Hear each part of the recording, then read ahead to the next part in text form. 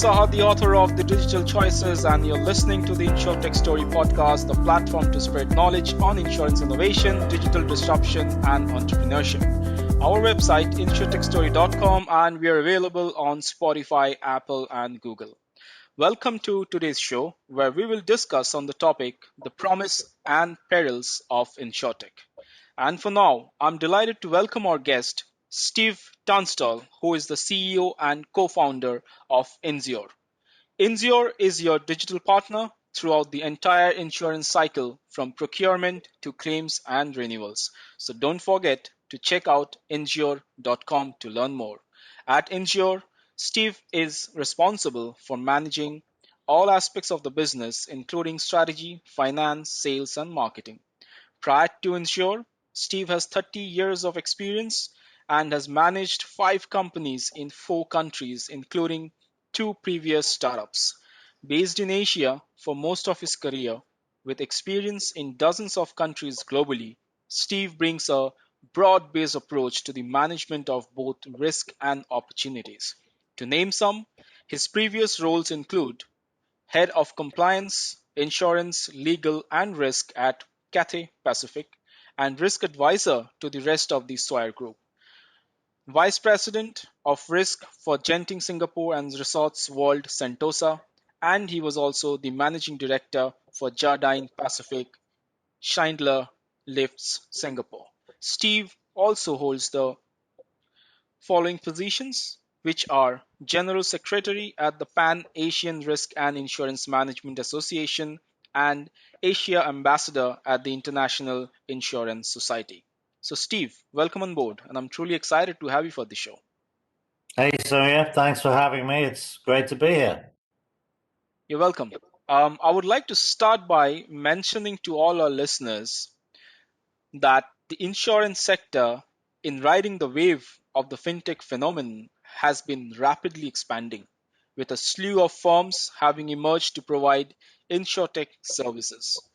Now, these services incorporate concepts such as blockchain, artificial intelligence, digitalization, and the sharing economy to various aspects of the insurance industry.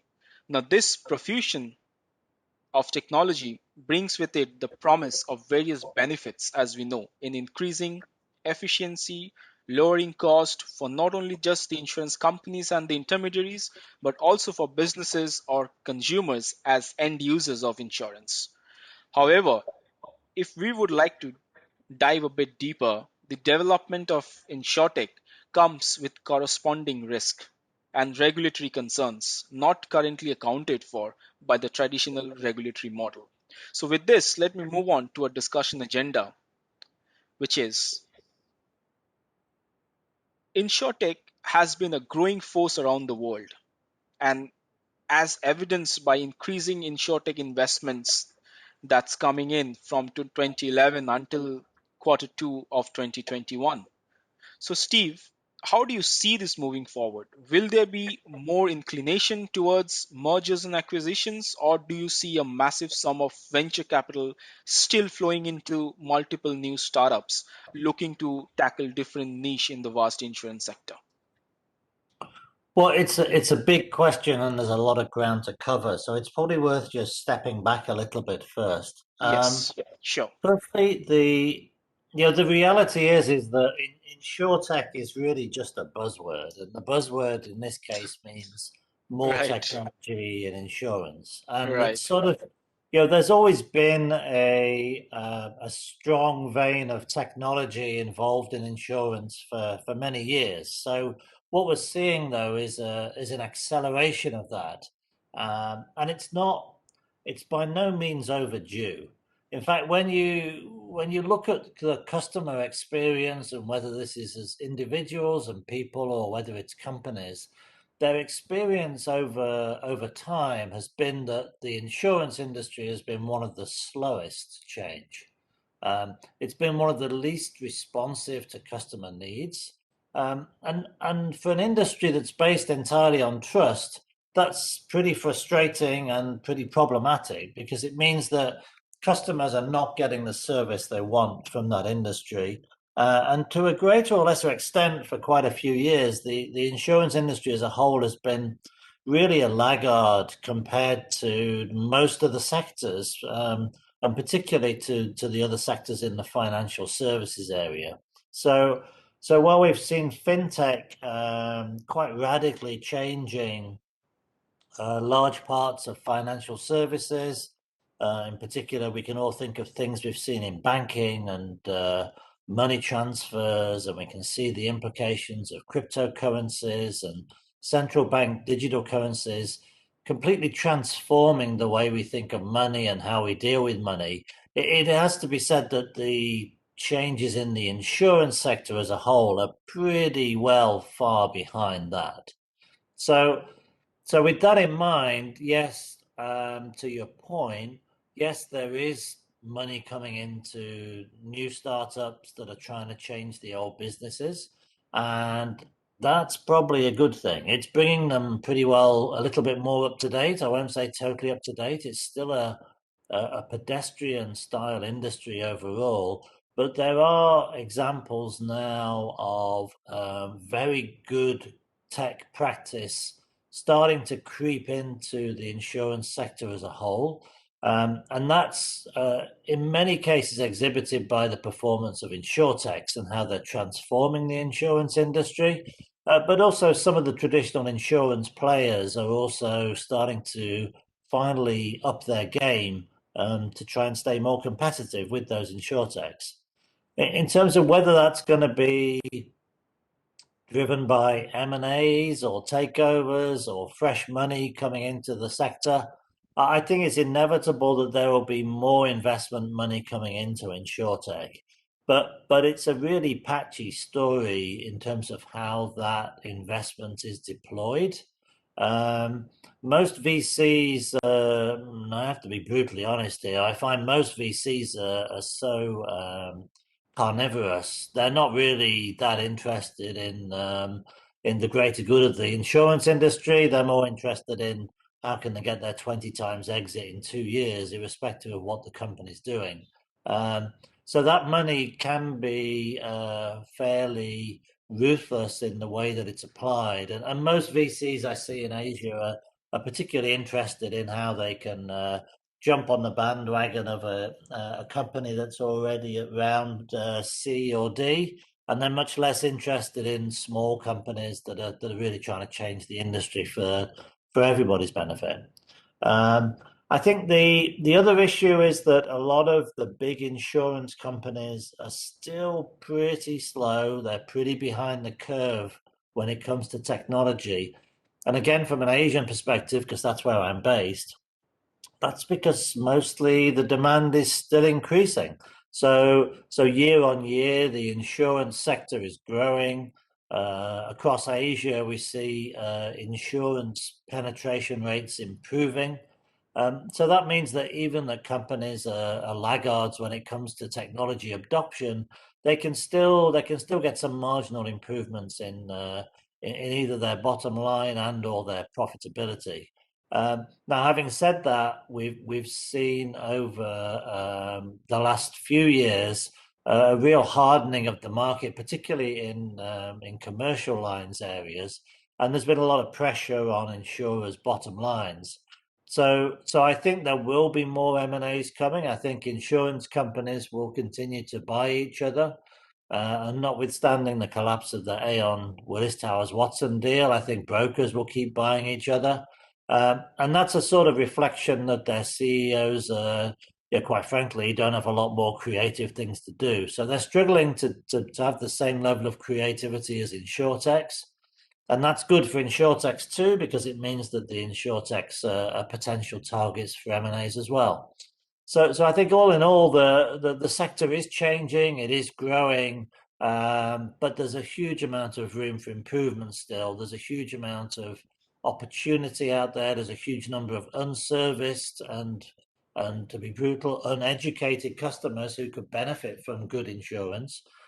So the industry has got a long way to go. You mentioned a few specific technologies around AI and things like that. I would say at this stage, and blockchain, At this stage, I think the impact of those technologies on the insurance industry is almost non-existent. So there's a long way to go yet before we get the same significant improvements that we've seen in some other sectors. No, absolutely, Steve. You mentioned very rightly that how the ecosystem for InsurTech is it's indeed a patchy scenario there, and it's kind of in a very layman words, if I have to say, it's kind of a messed up out there. So how incumbents are actually would like to compete with the technically savvy startups, and the best way is either partnership or just take over, and how investors are actually being less motivated towards something innovating, bringing something innovative for the to solve a niche problem in this insurance industry, rather on how they can multiply their sum invested as quickly as possible. I think overall, of course, as you rightly covered, it's indeed uh, interesting, of course, but has to be more fruitful how things are being structured and managed. Um, just moving on to our next discussion point. In insurtechs are increasingly looking to find applications throughout the life cycle of an insurance product, like from product development to underwriting and distribution, administration, claims processing, KYC, and so on and so forth. So with this, how do you see technology getting leveraged to benefit insurers as well as customers in each of these phases of the life cycle? Well, there's some fundamental issues that have not changed.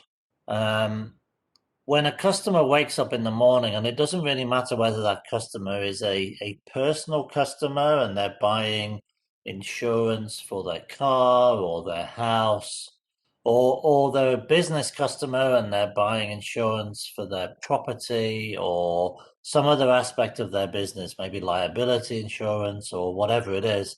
The reality is nobody as a customer of the insurance sector wakes up in the morning and goes, "Yay, I'm going to buy insurance today. What a wonderful day." Um, it just doesn't happen. I mean, Absolutely, yeah. nobody I, has I the I just think it's the other way around. yeah, yeah. So there's no with buying insurance, there's no new car smell. You don't get that sense of satisfaction. You don't get any instant gratification at all. So Right. so there's a long held expression in the insurance industry that insurance has to be sold. It cannot be just bought alone. And traditionally, of course, as you're well aware and your audience are well aware, that means that human beings have to go out there pounding the streets to sell insurance. So that means that insurance is one of the last bastions of the intermediary being a human being, whether that's an agent, whether it's a broker, whether it's an MGA, whatever the process is, it tends to be very much with humans involved in the process. Now, part of the issue with that is that that's not very cost effective. It's certainly not very cost effective for very small policies. And that's why we have a situation where, for example, in Malaysia, the last time I heard the data from the governor of Bandar Malaysia, she was saying something like 97% of all companies buy no insurance. Um, and that's amazing. It's a huge gap. It's a huge protection gap. That's not good for the customers. That's not good for small businesses. I mean, a lot of these tiny businesses at the bottom of the heap, they're basically just small family run businesses, mom and pop shops, mom and pop restaurants. And those are the guys who really need insurance, because if they have a fire and they lose their inventory or they lose their stall or whatever it is, then it's not only their business that goes under, but their livelihood goes under, and their family can't feed themselves anymore. So, so there's huge benefits here of insurance, where, quite frankly, the insurance industry hasn't really grasped the mettle of teaching and educating those people who are potential customers about the true benefits of insurance. So there's a big gap there on that side of things. And that's something that I think technology can help with. People are now much more familiar. I mean, wherever you're going, Asia, and I'll keep referring to Asia because that's what I'm most familiar with because I've lived here so long. Right. Wherever you go in Asia, basically everybody's got a smartphone these days. Everybody trusts their smartphone, they trust the technology. And in many cases, and many things we do in our lives now, we actually trust that little device in our pockets much more than we trust traditional intermediaries. So I've got no reason to believe that insurance won't go the same way. And over time, we'll begin to trust what's going on our devices much more than we'll trust the intermediaries. So that's one aspect of it. The other aspect of it is that for that customer touch point side of things, we're seeing a lot more um, different sectors, particularly the tech sector, getting very interested in financial services as an adjunct to their basic offerings. The classic examples here in Southeast Asia are the super apps. So you've got Grab and Gojek over here, both of which started as a sort of pseudo copy of Uber, but both of which now grow like Topsy. You can now get all sorts of things ordered and delivered via your super app. And most recently, they both turned to financial services. So they're both looking actively at loans and banking. In fact, Grab's been appointed as one of the digital banking licenses here in Singapore. And both of them are starting to offer insurance services through their apps. And of course, the big advantage they have over an agent pounding the street is that people are using the Grab app, for example, every single day to book cars. So it's quite easy for them to then buy their insurance or whatever other service through the app. So we can see examples how the intermediary process will definitely move more towards technology and less from people. But that's I would say we're very much at the start of that curve in Asia. It's got a long way to go. And then if you look at the insurers themselves, because they've basically for the last 200 years built their business model on having someone between them and the customer, by and large, they don't really know what the customer needs. They certainly don't know what they want or what their desires are because they don't have enough data points to get that information. Um, and that means a number of different things. It means they're quite dependent on the feedback that comes to them from the intermediaries. And if that messaging is misleading or confused, then there's not much incentive for the insurers themselves to change what they're doing. At the same time, the basic underwriting processes, it's unfair to say they're not getting more sophisticated. They're getting more sophisticated all the time. But in many companies, from what I've seen, they still remain fairly closed internal systems. So the functionality is an internal system, a closed system rather than an open system. It doesn't take a huge amount of data in from the outside. It sort of functions within, not, I wouldn't say it functions within a vacuum, but it sometimes feels like that. So underwriting is very much more driven by the data around claims rather than what customers might prefer or need in the future. And then the claims process is even more antiquated in most insurance companies. So again, it's an internal process rather than an external process. And because the overwhelming majority of insurance products remain as indemnity products, again, it's often dependent on third parties to deliver the customer touch points for better or worse. And as we all know, sometimes the loss adjustment process can be very painful for customers. So you've got these built-in parameters that mean that it's actually quite hard for the insurance industry to change because there's different roles and different areas, and there's a lot of issues there that have got to be tackled before the industry as a whole can move in a new direction. Does that make sense? Absolutely, absolutely. Um, The insurance industry is, of course, it's very conservative and very complex.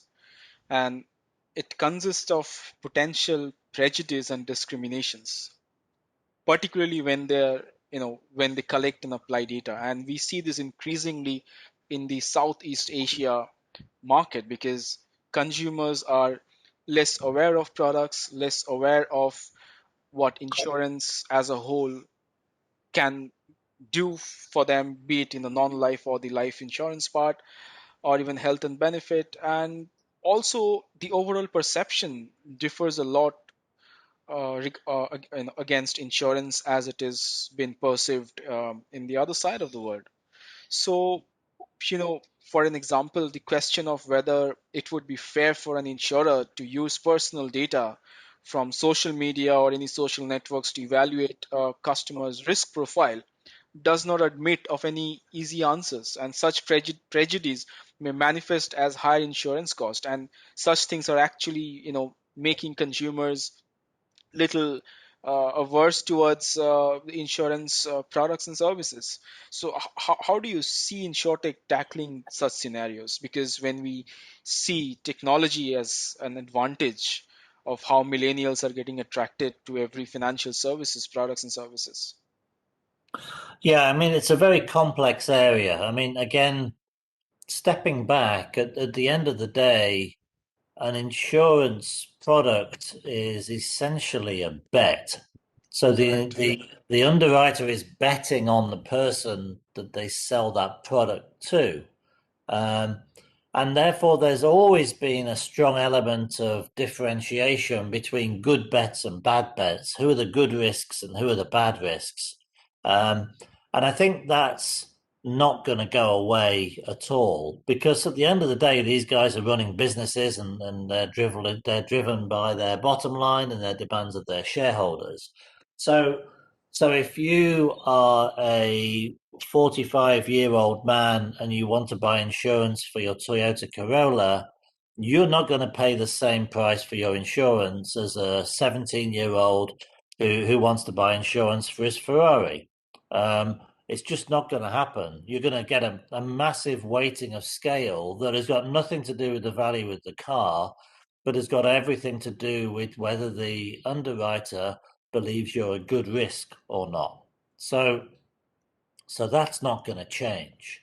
I think what's particularly difficult in Asia that is less difficult in other parts of the world, perhaps, is number one, there has been a long-term regulatory expectation in many parts of the world, but I'm thinking particularly here, North America and Europe, and Japan, that the insurance industry will play fair.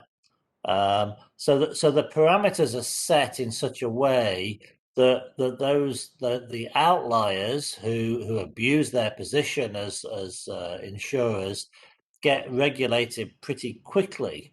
Now, what that does is that gives confidence to the consumer that when they buy insurance, there's much less chance of funny business going on. Um, I think we've seen across Asia, because insurance penetration rates have traditionally been much lower in Asia, they are going up, they are expanding rapidly. This is the fastest growing market in the world. Let's be clear about that. But the issue is that perhaps some of the regulators haven't been as rigorous in the past as they should have been or could have been. Perhaps some of the tariff systems we've seen across the region have been a little bit counterproductive. So when there's a fixed rate for a product, it means everybody gets the same. There's no reason to compete, so the insurer just produces the lowest cost product they can to deliver on that. But also, even where regulation has been a bit more sophisticated across the region, we've seen the application of legal issues and when there's problems with those policies, that they haven't always been resolved in favor of the customer, and the customers have often been left out of pocket. and that then feels a lot of people feel there's a breakdown of trust. So I think that's why we have a sense of well, just less trust generally across Asia is perhaps the best way to say it. Now, then, if we layer on top of that the technological advances that we're seeing coming to the market, then I think there's quite a lot to get excited about, but there's also quite a lot to worry about as we develop some of these products. And let's give a simple example. So in a let's say a well-regulated country, it will be difficult for someone to abuse the system. However, in a less well-regulated jurisdiction, I can imagine a scenario, and I'm just imagining this and brainstorming this. Let's say in 3 to 5 to 10 years' time, somebody buys a health insurance policy or a life policy, um, and the insurer has complete and open access to that person's data. And you mentioned social media data, but there's much more significant data than that. I mean, what about health data? What about data around the person's life expectancy and health records? So I would envisage a very, very sad situation, perhaps, where an individual starts to feel unwell, goes to their doctor, gets a few checkups, not quite sure what it is, waiting for the result, and they get a message from their insurer that their policy's been cancelled. And when they go back to the doctor, they find out they've got cancer or something like that. And it turns out that the algorithms that are used by the insurance company have actually been able to predict that that person has got a high potential mortality rate and therefore is no longer eligible to be a customer under the policy. So I can see moral dilemmas like that coming up in the future. That unless we start to think now about the regulatory aspects of those things and the potential impact on customers, then I could see quite a lot of room for abuse in the future. And as I say, it's not just social media. I think there's a whole raft of data points out there now about all of us in our lives. We don't know how that information might be used against us in the future. I think that's something we all have to think about, not only from an industry perspective, but from a general societal moral dilemma perspective, so to speak. You know, that's like, you have just hit the right nail there. Trust is a major challenge in the insurance industry. Um, you know, especially in the Southeast Asian nations. If you look at India, for example, insurance is seen as a tax saving tool. So rather than a tool to cover any sort of a perceived risk, so that's in a way it reduces the trust on how we actually see insurance um, as something that may help us when an individual is in need or a crisis. So perception and trust is some of the major issues which is non-technical. It's hampering the industry, at the current scenario, and I just hope technology will somehow tackle and be better, beneficial for the millennials.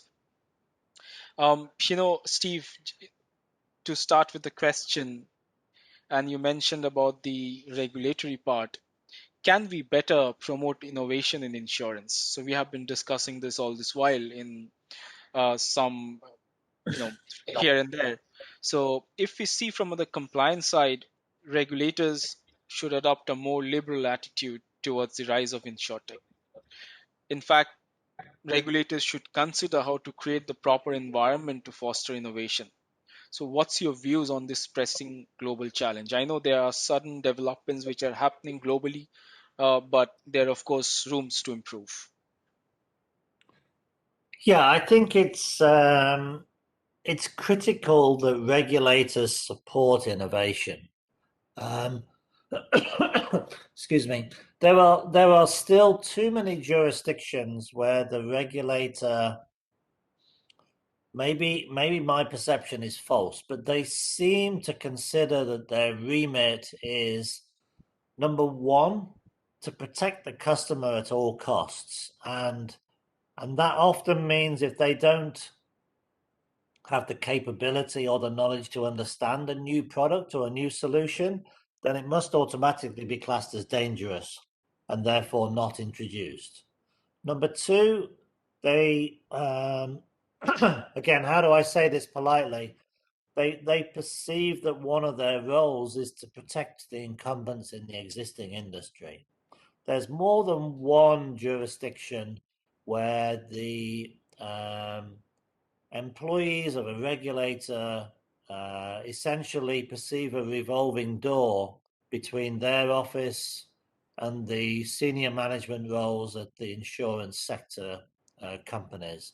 So do your time at the regulator, keep your nose clean, look after your friends, and then when you finish your position, your friends will look after you and you'll get a seat on the board. So there's still quite a bit of that going on in different places to this day. So that those things are really not helpful, and I think it's important that regulators look to how they can up their game to open the doors a little bit wider. And I'm not saying they have to be. They must always maintain their defense of the customer. That has to be the ultimate remit of the regulator, to make sure that the customer doesn't get ripped off one way or another. So no doubt about that. But at the same time, technology is moving extremely quickly. There's new ideas, there's new ways of doing things. And I think there are several standout examples of how regulators can improve things.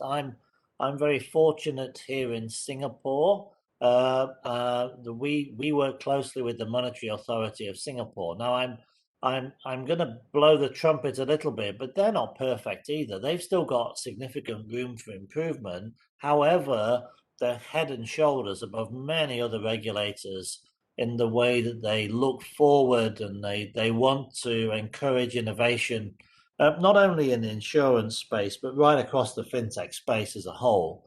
And then there's several other regulators around the region who are following the same sort of path. I think Thailand, Indonesia, Hong Kong, and there's several others I could talk about as well, which are on that same path. But then there are a number of laggards as well, and they know who they are. I don't need to name them, and I think it does a disservice to their population. The mandate of the regulator is to protect that population, but if you're restricting the options that are available, and not allowing those guys to see new things that come into the marketplace, then, well, as I said previously, there's a huge insurance gap to cover. I think the existing insurance industry structures have shown they're incapable of covering those gaps. I don't think it's the right approach for the regulator to sort of stall too long on technology solutions that could cover those gaps, because there's no doubt that appropriate insurance in the right place is a wonderful good. I mean, and it's probably one of the most ethical and moral products of the financial services industry. I mean, quite frankly, most of the products of the financial services industry are pretty toxic. And if you're an individual or a business, and you have those products, if you're suffering some financial difficulties or whatever, then those products will probably drive you bust. But insurance is the one thing, when you're in difficulties from a fire or whatever it is, it can probably save your life or your business. So there are real benefits to having more penetration of insurance and more flexibility insurance, whilst of course recognizing that there has to be guide rails around the outside of this, that the regulator has to hold on to those. And I think that getting that balance right is, I don't want to be too critical of regulators because, goodness me, it's an extremely difficult balance to get right, and it's not going to get any easier. Absolutely. The industry itself is transforming, and the regulators must transform themselves as well. So, the question remains, would a collaborative approach between stakeholders and respective regulators, you know, bring some light to this solution? Where, insurtech startups perhaps, or even incumbents, consumer protection groups, etc., can come together to share knowledge and the technological know-how to actually understand where each other their problems, the industry stands. I think that can be one of the ways to move ahead. I do understand, there are several authorities, like, in Cayman Islands, Bermuda, in the UK.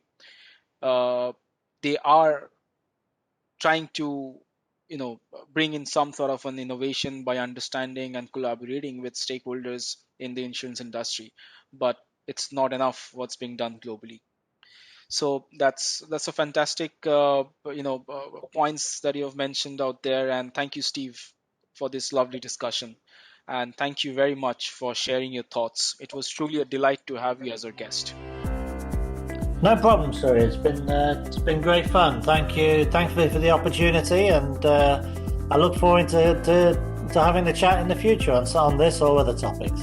Absolutely. And lastly, to wrap this up, thank you for listening, and see you at our next episode. Take care and stay safe. Goodbye for now. Thanks. Bye bye.